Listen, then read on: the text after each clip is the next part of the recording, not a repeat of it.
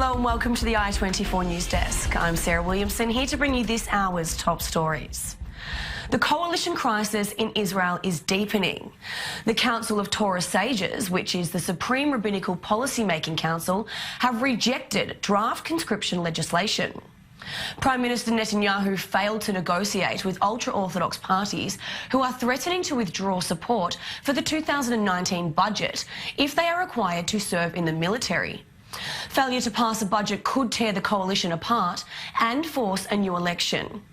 Meanwhile, a staunch member of the coalition, Education Minister Naftali Bennett, has blamed the crisis solely on Netanyahu and plans to run for Prime Minister in early elections.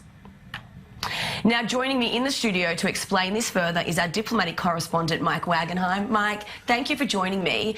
Now, what does this all mean? The legislation is being rejected. What does it mean for Netanyahu's government? Okay, so we'll try to lay it out here as best we can and try to follow along here because we have a lot of different suspects in this thing, no pun intended, with the Prime Minister. Three different parties within the coalition are all trying to get their way or threatening to leave. On one hand, well, we need three hands, but on this hand, we have United Torah Judaism. This is one of the two ultra-Orthodox parties within the coalition, and a segment of United Torah Judaism, a faction, is saying we need to get this draft bill done. This draft bill would institute blanket deferments for yeshiva students. They would not have to go into the Israel Defense Forces, and the bill would be structured as such so that the Supreme Court could not strike it down, which is what's happened twice in the last decade or so. United Torah Judaism's leader, Yaakov Litzman, answers to a higher power. Well, one higher power is the Council of Torah Sages. They looked at what the compromise was that was instituted today, and they said, no, it's not good enough. What's being laid out right now is that United Torah Judaism would get one vote in the Israeli parliament for their bill.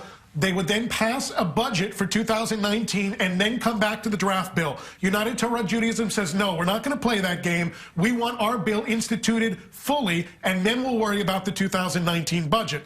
Now, you have another party, Kulanu, headed by the finance minister, Moshe Kahlon. They're saying, no, we want to get the budget for 2019 done. We're not going to play games. We're not going to keep pushing it off. We get this done first, and then we worry about all other business. You have a third party, Yisrael Beitenu, which doesn't like the ultra-Orthodox at all. And they're saying, no, the ultra-Orthodox can't pass a bill based on what they want. IDF measures require a defense ministry response. We have to pass this bill through the defense ministry. And all three are willing to walk away from the coalition, and it would, in effect, if not in practice, bring down the government and force new elections. And some say that's exactly what Prime Minister Netanyahu wants right now because of the precarious position he is in legally.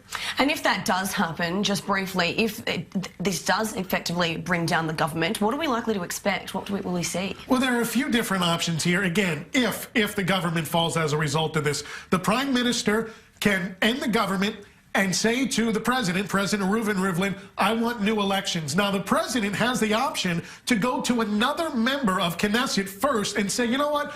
This government is failing. You try to figure it out. And he could go to Isaac Herzog, the opposition leader. He could go to Yesh Atid leader, Yair Lapid. He could go to somebody outside the coalition and give them an opportunity. Or the Knesset could fall completely. We'd go to new elections at a date yet to be determined. Well, it's a government that just seems to be in more and more turmoil. Mark Wagenheim, thank you so much for that.